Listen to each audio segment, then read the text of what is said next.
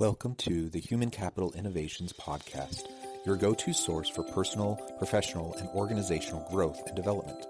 We hope you tune in often for all things people management, organizational development and change, organizational leadership, and social impact related. Maximize your personal and organizational potential with Human Capital Innovations Podcast.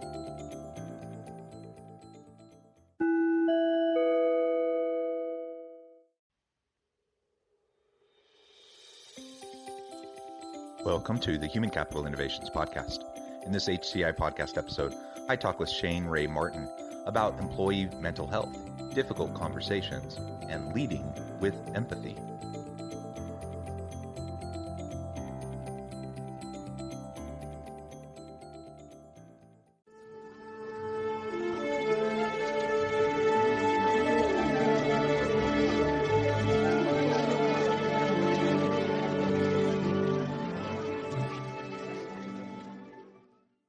Shane Ray Martin, welcome to the Human Capital Innovations Podcast. John, it's a pleasure to be here. Really looking forward to the conversation. Yeah, I'm excited to have a conversation with you today. We're going to be focusing on a really sensitive and important topic and coming at it from a unique lens. So we'll get into that in just a moment. We're going to be focusing on employee mental health, holding difficult conversations, and leading with empathy. As we get started, I wanted to share Shane's bio with everybody. Shane is the head of sales at American Negotiation Institute, where he manages client relationships and develops strategic partnerships with various companies and organizations. After struggling to have difficult conversations, he began learning about negotiation and applying his new skills in an interesting and sensitive environment at the National Suicide Hotline. With negotiation certifications from Yale University and American Negotiation Institute, he's on a mission to be a positive generational shift by helping others discover their best lives are on the other side of difficult conversations. Shane loves to fly. Using his pilot license and unpredictable flight benefits, he has visited 42 countries. That is fantastic. I love to travel. I wish I could say I've been to 42 countries, but that's tremendous. And I applaud you, for your work working with the National Suicide Hotline. I know you'll tell us a little bit more about that. And I'm just excited to have a nice conversation with you today. Before we really dive on in, anything else you would like to share by way of your personal background or context for the listeners? Yeah, I'll really highlight the unpredictable flight benefits piece. They are very unpredictable. I can't tell you how many times I've been stuck in an airport or had to sleep in a hotel where I didn't want to be. So traveling's great and it's fun to talk about, but there's also downsides too. And that's what makes it special though. Yeah. And, I have a brother-in-law who's a pilot, so I've done the buddy pass thing. And like you said, you just never know when you're going to sneak on a flight or when you get to hang out. Yep, exactly. And sometimes it's even first class if you're lucky. That's right. That's right. Well, so Shane, why don't you start by telling us a little bit about how you got involved with the National Suicide Hotline? Because really that's a unique kind of way to approach these difficult conversations that we have in the workplace. But I agree with you. I think it provides a tremendous opportunity for us as we think about how to support and be there for our people. Absolutely. There are a few reasons why I got involved with the National Suicide Hotline. The number one and main reason why I got involved is because of a gentleman named Chris Voss, who is a notoriously famous FBI hostage negotiator because of the book that he wrote called Never Split the Difference. And in that book, he shares about his experience of how to improve his negotiation skills by volunteering in a very sensitive, but also great place to practice and help people essentially find themselves to be in a better place. So that's how I learned about the hotline. But ultimately what led me there is I was so bad at negotiating. I missed out on raises. I didn't negotiate my salary. And it's because I just didn't know what to do and I wasn't confident. And going through the hotline, their training was incredible. The teams who do the training across the country are incredible as well, because they give you the tools to have these difficult conversations. And some are difficult, some are very easy, some are very, very intense where the police are involved. And then some are just want someone to talk to. And I think the same thing happens in work too. Some conversations with employees are very intense and some are just casual, and there's an art to approaching each one. Yeah, absolutely. And, I'm in the HR space, and conflict resolution is part of that space. And dealing with employee mental and emotional health is part of that space. I just had a really difficult conversation with a colleague who I work with this morning, who's dealing with a whole lot in his life. And, on the one hand, there's like the operational piece, like the functional piece of like, how are we going to continue doing what we do and what, have the performance that we need in that role. That kind of stuff needs to happen in these conversations, but there also just needs to be an opportunity for us to sit with the person and listen and show empathy and compassion and to be supportive. And, at one point I just said, hey, if you need to just, sit down, we can just hang out and chat, and, we don't need to talk about work. I can, be there for you so that you don't feel alone. And sometimes that's what's most important. So I think as we try to grapple with the complexities of and the messiness of just the human condition, we all have our stuff. We all bring that stuff to the workplace, which impacts, of course, our team. It impacts our organization. It impacts our personal productivity. So there's that business case behind the importance of why we need to address this proactively. And then, of course, there's the human case, and we just need to be good to each other. We need to treat each other with dignity and respect. We need to be supportive and there for each other if we want to have sustainable relationships in the organization and have a sustainable organization overall. Absolutely. And until you build that rapport, or until you show that you actually care, that is usually when in these difficult conversations, there's a shift. And so I'd love to share some practical ideas on how to ensure that people feel heard. That way you can ultimately influence them and also yourself in a positive way. There's so many different things you can do, and a lot of different things that we try and also test with at the Suicide Hotline. Yes, absolutely. So tell us about some of the types of skills from the Suicide Hotline that are applicable to leadership in the workplace, and how you can approach those difficult conversations. Sure. I'll share an example of the Suicide Hotline in one of the most intense calls that I had, and walk through 3 steps that we use there that can also be applied to maybe a difficult conversation with the coworker. Specifically, maybe you need to let them go, or maybe you just have to have a conversation about performance, anything like that. So what happened was just a normal night at the hotline. You never know what's going to happen. It's very unpredictable. And there was a particular call with a woman, we'll call her Sarah, and she called in. And the first thing that you do as a hotline caller is you build rapport. So I always share my name, say, hi, this is Shane from the Suicide Hotline.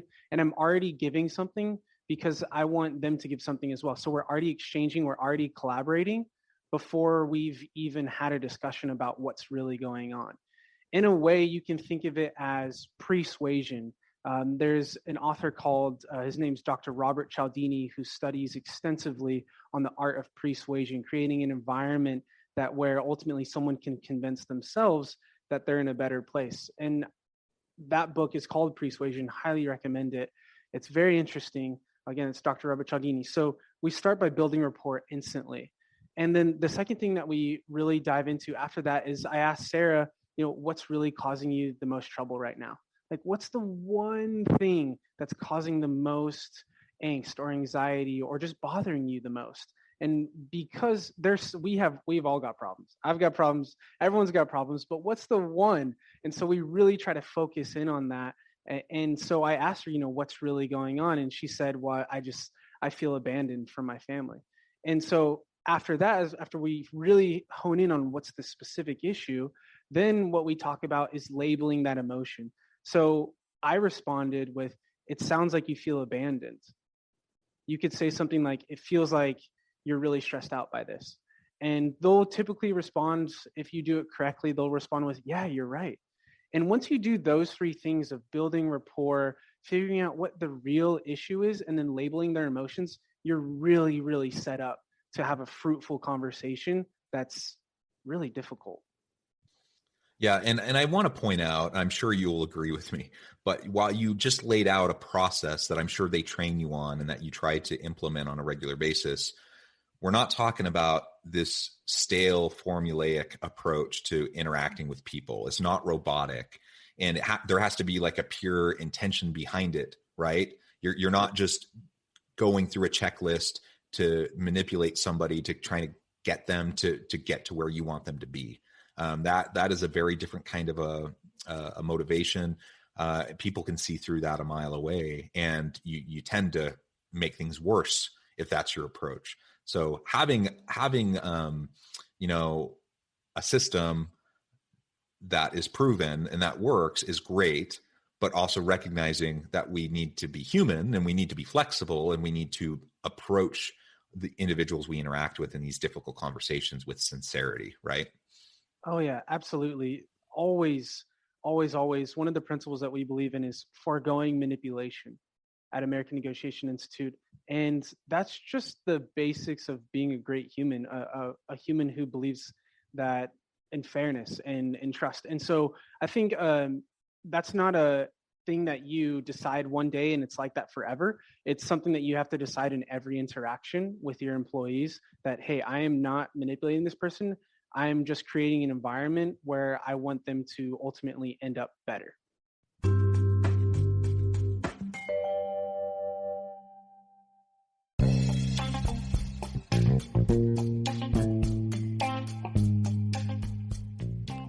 I'm excited to announce the publication of my new book from HCI Press, The Alchemy of Truly Remarkable Leadership: Ordinary, Everyday Actions that Produce Extraordinary Results.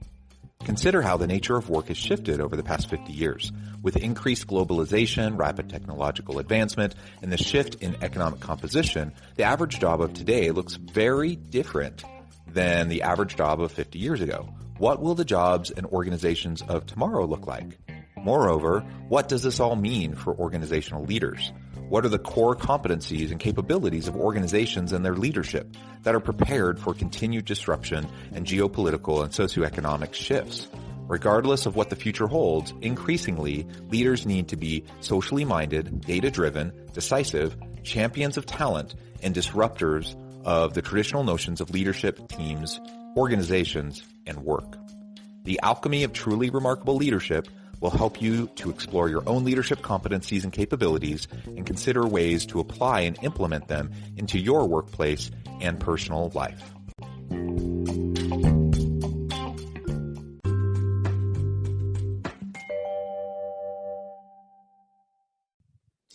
Yeah, and I think that's wonderful. I remember again in HR, we have processes, we have approaches. Many of the things you're talking about, we also try to do when dealing with difficult situations in the workplace. And so much of what you're saying really resonates. And I am one for scaffolding and for preparation and for training and helping people to think through how to deal with those difficult situations. Otherwise, regardless of someone's best intention, it usually doesn't go well. Because, if someone's in an emotionally volatile state or just really suffering in some way or having a really hard time, our good intentions don't really matter, other than we need to come from a place of sincerity, but we also have to be effective in how we communicate with them. Right. And so I love what you're saying, and I'll just echo that from the internal organizational HR kind of a perspective. We absolutely need to have well-trained people who understand effective evidence-based processes. And then as long as we also help them understand, like you said, we're not manipulating, we're coming and approaching people with sincerity, with empathy. We're coming with a real intention to support them and to just really listen and understand them. And when we do that, when that's kind of the foundation of what we're trying to do, then it helps to smooth over perhaps some of our rough edges when we don't do things perfectly, because people can feel of our genuineness, our desire to help them. Oh yeah, I think people can really feel it and sense it. And working in HR now more than ever is a very, very difficult job. And the reason why is because now more than ever, difficult conversations are happening. And a lot of the amazing people that we work with are forced to deal with situations where conflicts happening in the workplace, and they don't have a system, they don't have a formula, they're just doing their absolute best. And that's great until it's not, and it's too late. And so that's why we're so passionate about equipping people to have confidence in conflict, because we've been there ourselves. We know what it's like to have maybe something inappropriate said in a meeting where someone feels uncomfortable. And that happens every day. And it's mentally, I've noticed just being at American Negotiations too, it's been kind of difficult too to take on and just hear all these stories.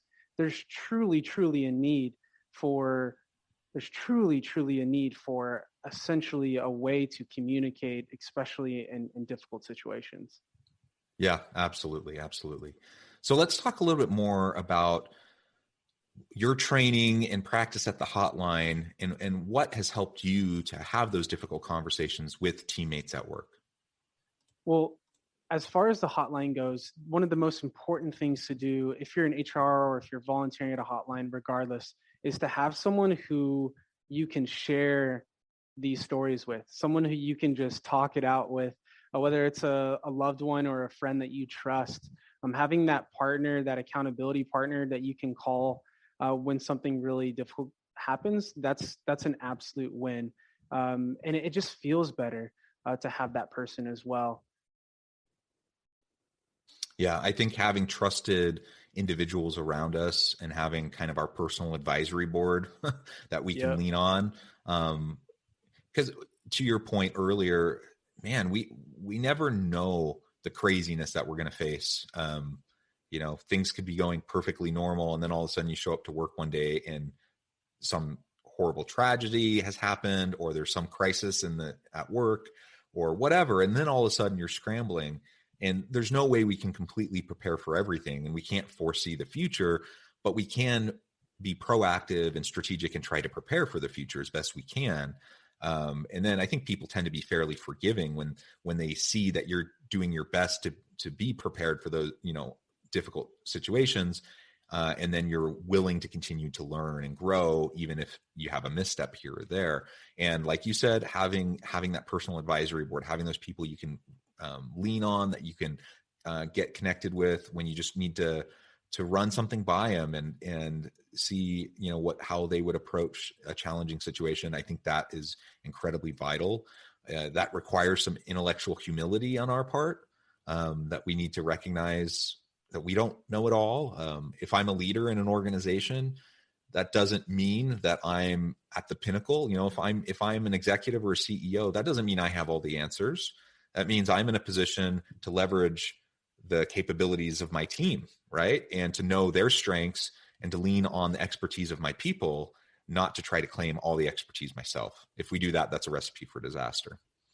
Right. And it's more collaborative as well, involving other people, being an ally. And if someone hasn't maybe spoken for 9 or 10 minutes in a meeting, asking very briefly, like, what's your opinion on this? Or what do you find helpful about this? Or what would you contribute? Or how would you change this? These are all just very powerful phrases that are just 4 words that can get buy-in, because in these tough situations, you can't predict everything that's going to happen, but you can certainly prepare for a lot.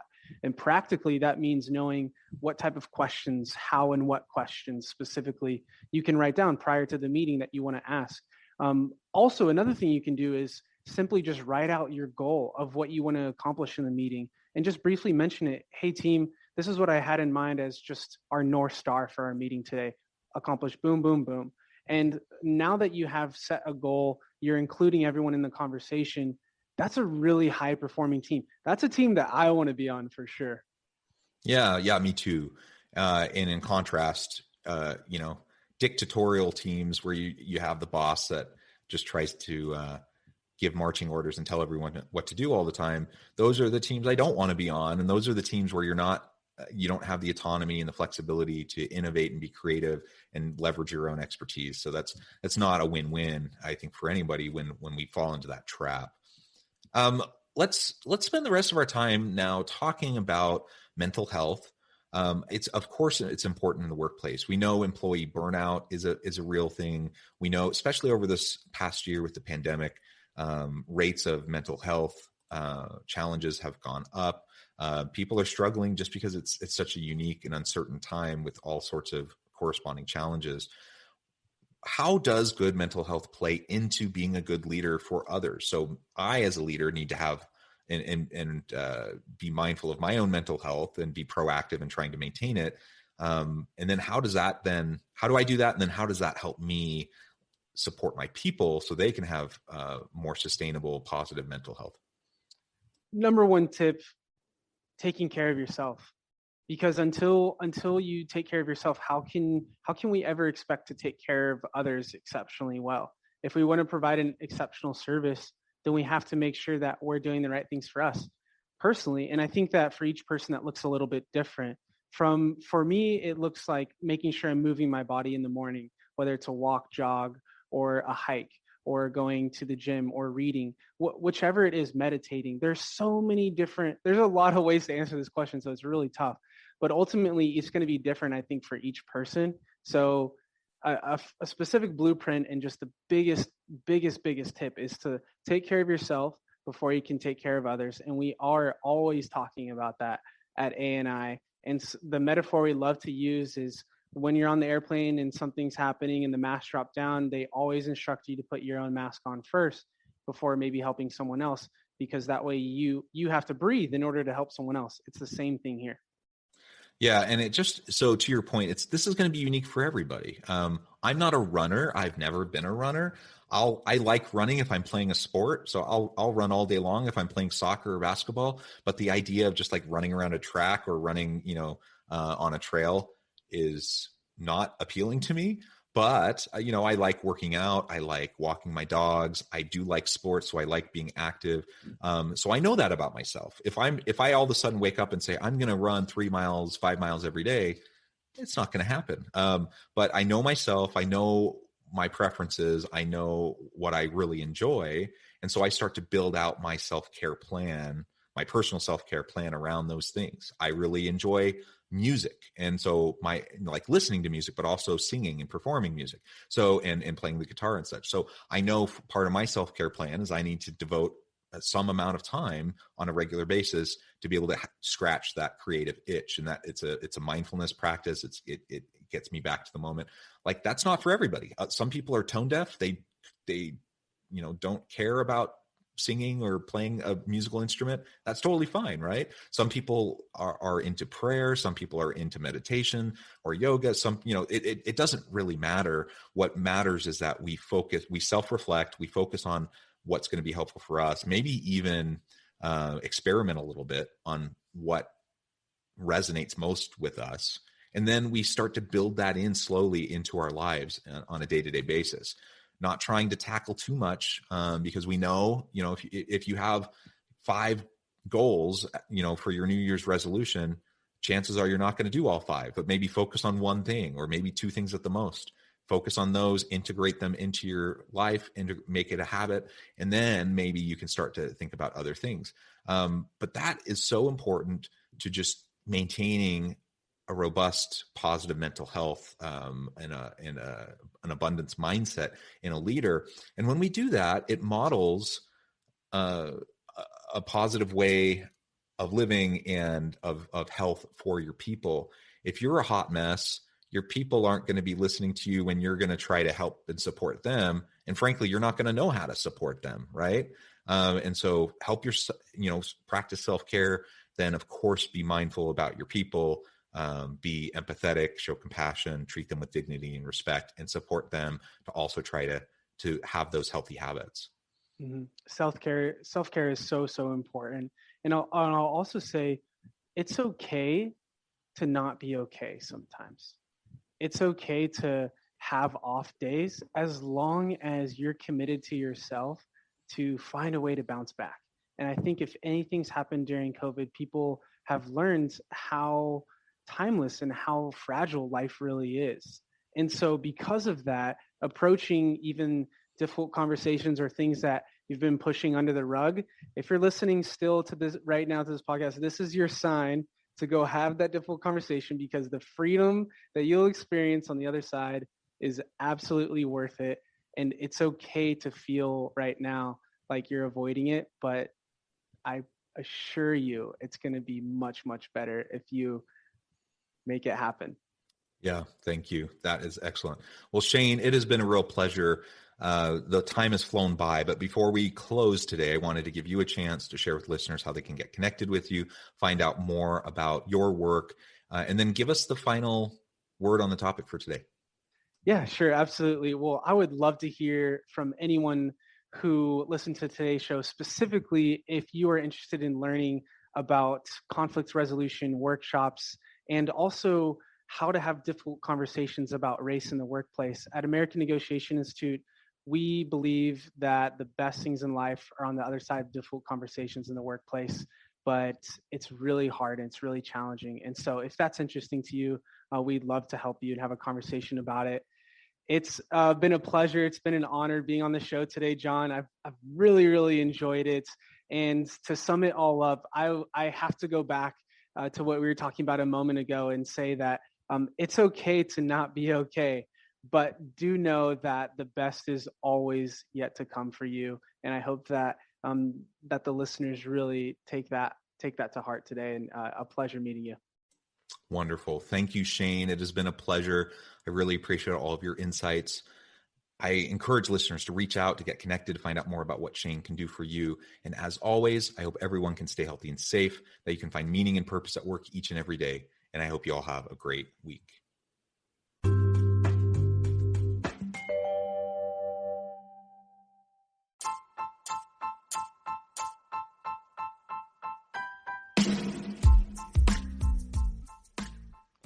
We are excited about the launch of HCI's new magazine, Human Capital Leadership. Human Capital Leadership is a free, interactive e-magazine designed to help individuals, leaders, and organizations find innovative approaches to maximize their human capital potential.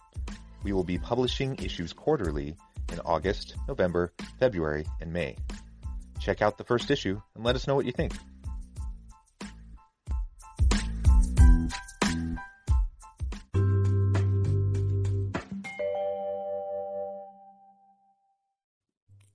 Thanks again for joining us for this episode of the Human Capital Innovations Podcast.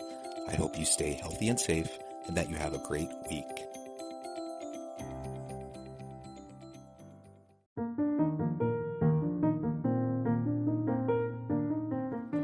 Check out our new weekly LinkedIn newsletter, Alchemizing Human Capital, exploring industry trends via original research and interviews with executives and thought leaders from across the globe. We look forward to having you join us.